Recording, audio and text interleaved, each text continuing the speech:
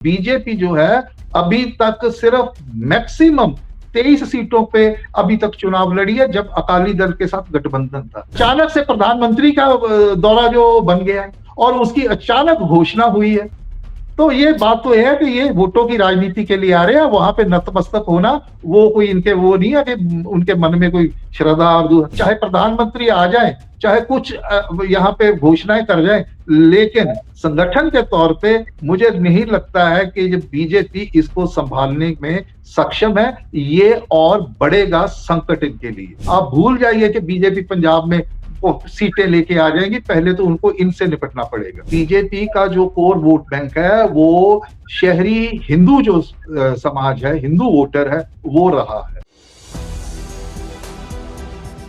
नमस्कार, मैं हूं संजीव श्रीवास्तव। आप देख रहे हैं 4 PM न्यूज नेटवर्क। मित्रों, 24 घंटे, 7 दिन, 365 दिन और पूरे 5 साल चुनावी मूड में रहने वाली भारतीय जनता पार्टी अपनी जमावट पूरे साल और पूरे वक्त चुनाव के लिए करती रहती है। और अभी इस साल 2026 में 5 सूबों के चुनाव है, फिर 2027 भी बड़ा अहम है। उन सूबों में भी चुनाव है जहां बीजेपी लंबे वक्त से हाथ पैर मार रही है, लेकिन सत्ता में आ नहीं पा रही। उत्तर प्रदेश को छोड़कर खासकर पंजाब एक ऐसा राज्य है जहां बहुत कोशिश होती है लेकिन परवान नहीं चढ़ी। और ये सब मैं बातें इसलिए कर रहा हूं कि प्रधानमंत्री नरेंद्र मोदी का 1 फरवरी को पंजाब का दौरा सुनिश्चित हुआ है। अब कई सारी बातें हैं, चीजें हैं, जैसे 1 फरवरी को इस बार आम बजट आ रहा है। केंद्रीय वित्त मंत्री निर्मला सीतारमण जी उस दिन बजट पेश करने वाली, रविवार का दिन है। प्रधानमंत्री जालंधर जा रहे हैं, उनका दौरा है और संभव है प्रधानमंत्री के दौरे पहले से तय थे, लेकिन जो कुछ चल रहा है, दरअसल पंजाब को कैसे अपने पक्ष में किया जाए, इसके लिए कई सारी बातें हो रही हैं और उन सब में इस दौरे की भी कहीं ना कहीं महत्ता है।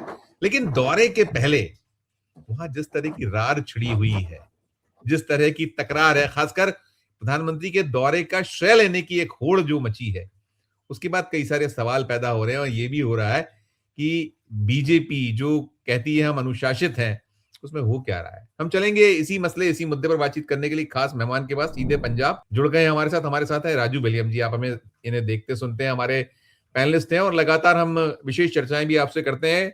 राजू जी, बहुत बहुत स्वागत। बहुत बहुत धन्यवाद संजीव जी।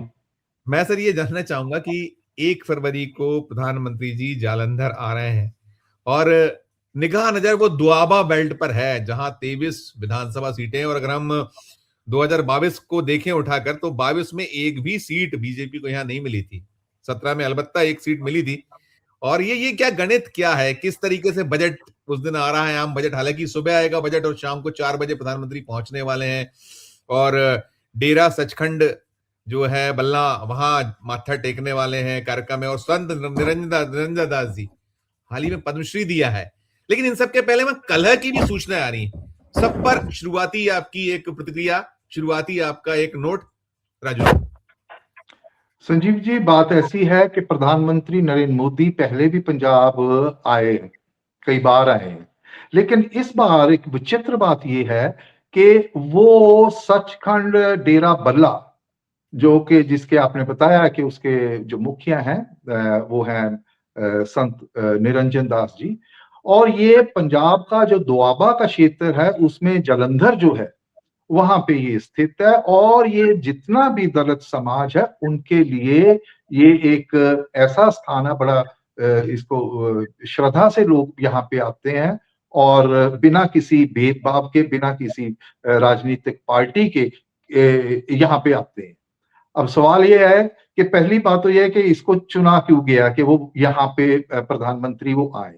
तो उसका संदर्भ है, वो पृष्ठभूमि ये है कि पंजाब में बीजेपी जो है वो भरसक प्रयास कर रही है कि किसी तरीके से अपनी जो सियासी जमीन है उसका विस्तार करे, क्योंकि अभी तक बीजेपी का जो कोर वोट बैंक है वो शहरी हिंदू जो समाज है, हिंदू वोटर है, वो रहा है।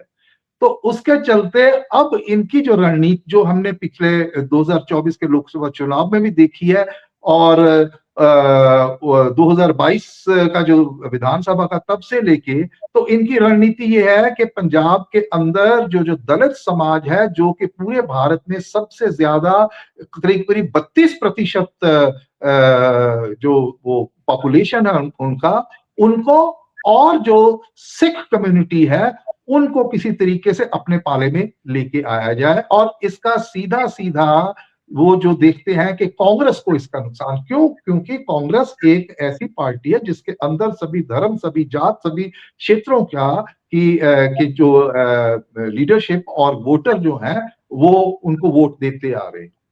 तो उस लिहाज से अभी ये अचानक ऐसा क्या हुआ कि प्रधानमंत्री ये आ रहे हैं, और उसमें आप देखिए कि ये जैसे अपनी अपनी प्रस्तावना में बताया है कि जो संत निरंजन दास उनको पद्मश्री के लिए उन्होंने इस बार उनके नाम की घोषणा की। अरे भाई, 2014 से आप प्रधानमंत्री हो, उससे पहले तो कभी आपको किसी दलित संत जो है उनका नाम जो है वो पद्मश्री के लिए आप गौर नहीं किया उस पर। अभी क्यों किया, जबकि 1 साल रह रहा है अपना जो चुनाव है, असेंबली का चुनाव होने में।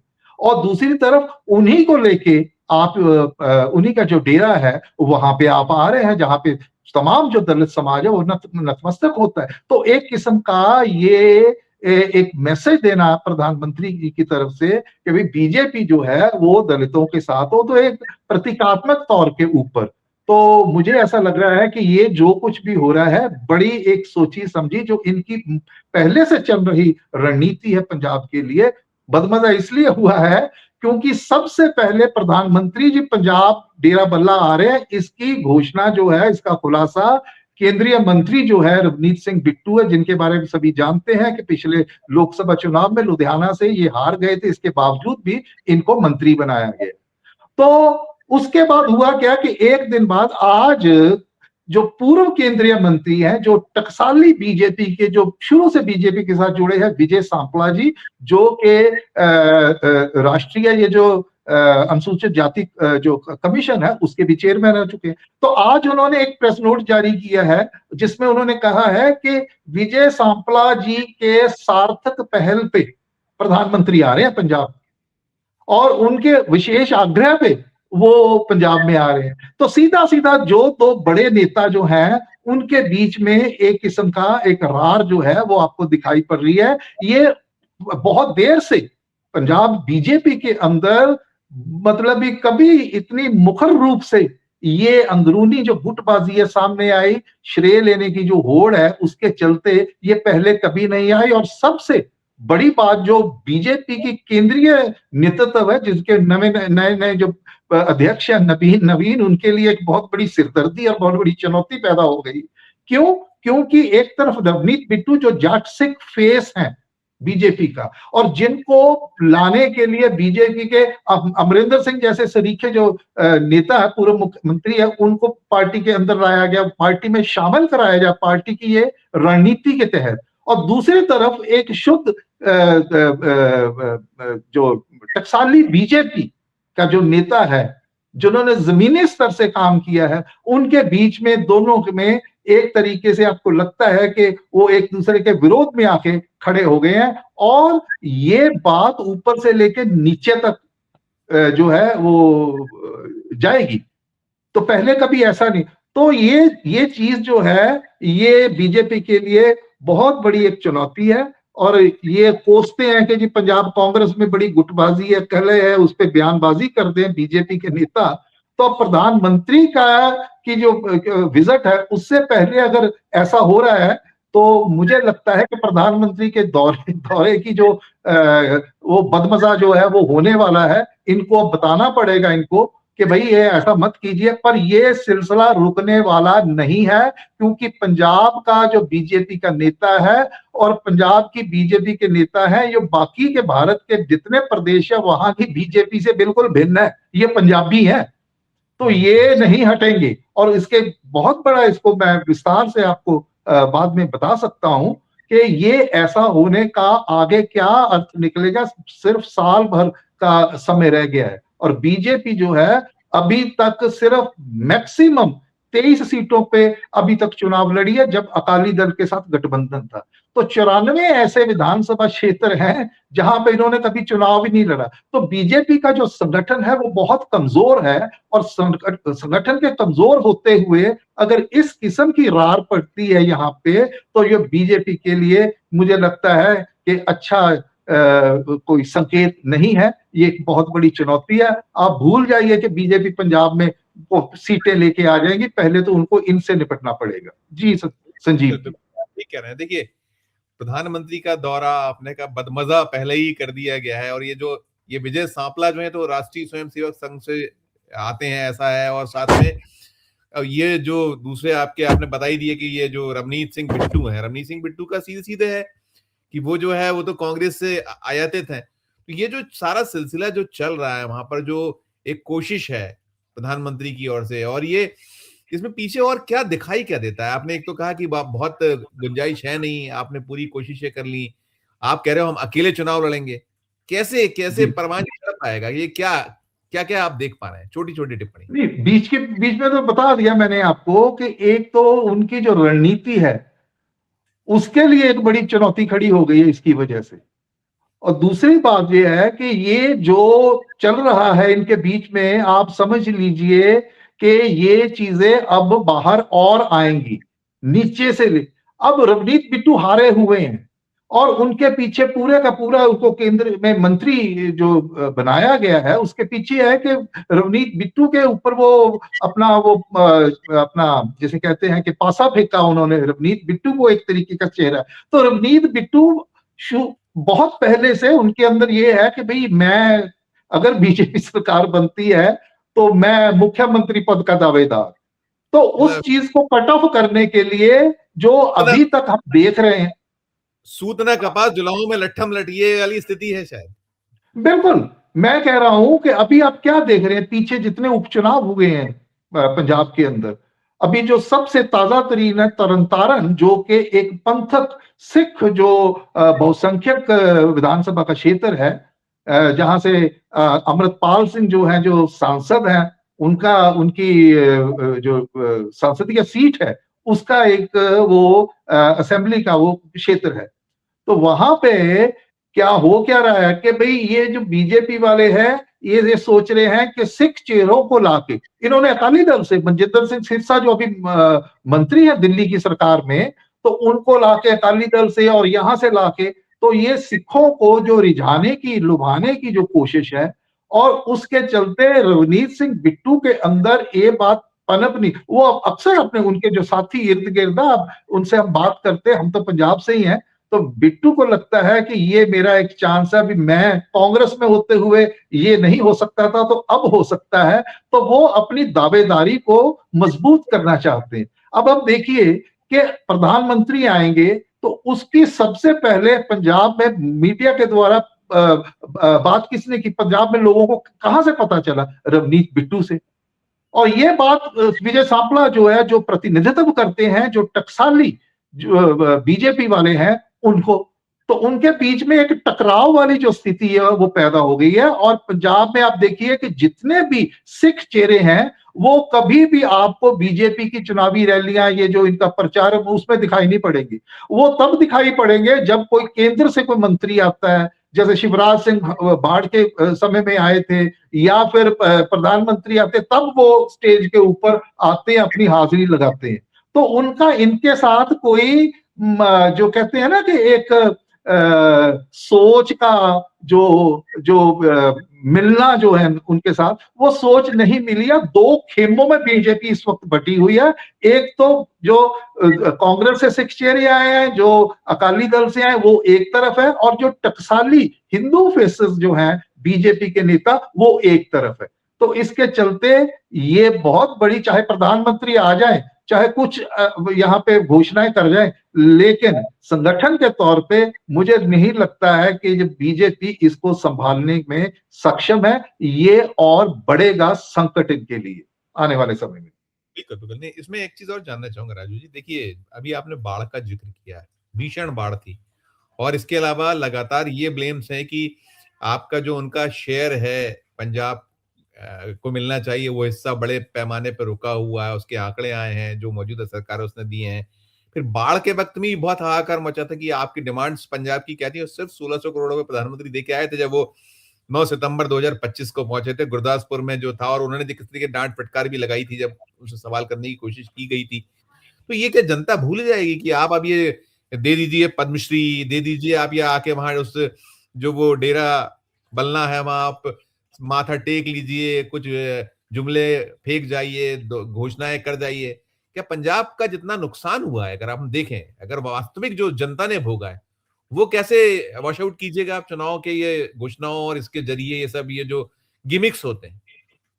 देखिए, बात ऐसी है कि जो दलित समाज है वो पारंपरिक रूप से कांग्रेस के साथ वो जुड़ा रहा है। अभी भी आप देखिए 2022 का जो विधानसभा का चुनाव हुआ था उसमें बुरी तरह से कांग्रेस जो है और अकाली पार्टी, इवन जो बीजेपी है, ये एक तरीके से वो धराशायी हो गई। लेकिन कांग्रेस फिर भी 18 विधानसभा सीटें उन्होंने जीती थी, जिसमें ये जो दोआबा का क्षेत्र है वो बहुत महत्वपूर्ण उपलब्धि है।